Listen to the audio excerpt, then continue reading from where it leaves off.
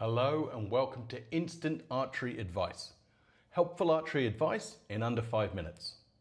As a target archer of over 20 years, one of my few equipment regrets is not buying a quality spotting scope sooner. Instead, I purchased around 6 intermediate level ones. They kept going wrong, they kept breaking, they kept fogging up, and they kept letting me down. And why does it matter? Because there's nothing more stressful than being in a head-to-head match. You look through your scope or your binoculars and you're not sure which arrow is yours. Is it mine in the 8 on the left or is it mine in the 7 on the right? And before you know it, your heart rate is going up. What you want to do is be able to look down through a nice big eyepiece and know exactly which shot is yours. So yes, I do recommend a spotting scope instead of binoculars because there's nothing worse than being again in competition and realizing how much you're shaking. You're better off sticking with a scope for sure. So which one?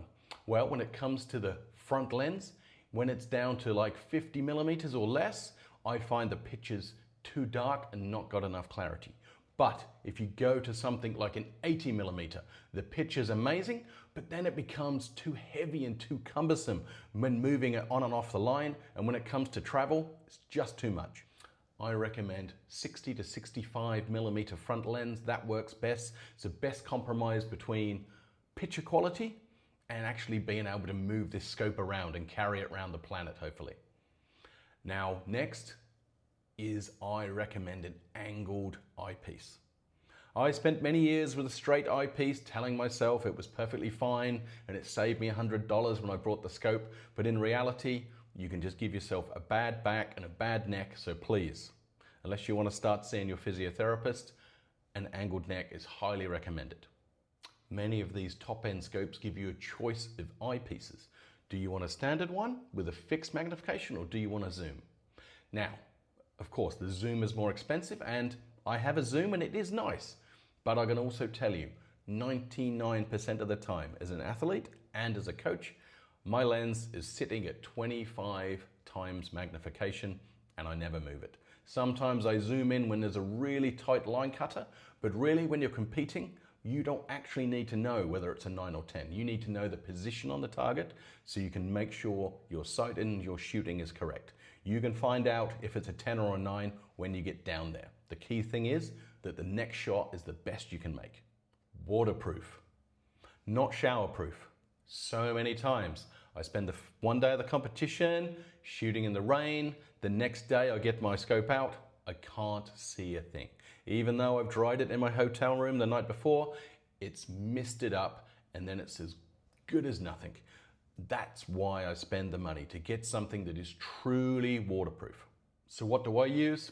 I use a Swarovski 65 millimeter spotting scope with an angled neck and a 25 to 60 zoom lens. But honestly, that zoom eyepiece is more expensive and frankly, I don't need it. I could have gone for a fixed 25 magnification or 30 magnification. That would have been perfect.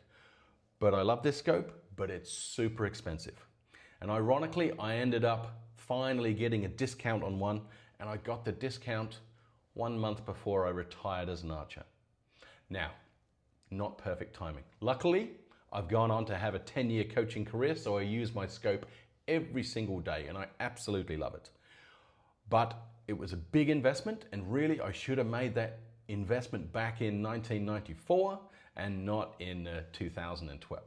There's also great scopes by Leica and by Nikon or Nikon, and these will give you quality, repeatable performance day in, day out. Sometimes, like with mine, you offered the chance of getting a zip-on or strap-on case for it, and it really is good to keep it safe. Because I've invested this money, I want to keep it in good condition. Now I know it doesn't look good that my first piece of instant archery advice is to go and spend $3,000 on a scope. I appreciate that. I guess what I'm saying is spend as much as you can and think about it as a 10-year purchase, not a 1-year purchase.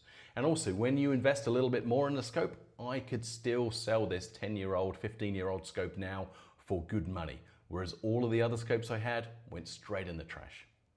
Thank you for watching this first instant archery advice. Many more will follow hopefully, so please subscribe And anyone who's looking for one-to-one online coaching, the link is in the description.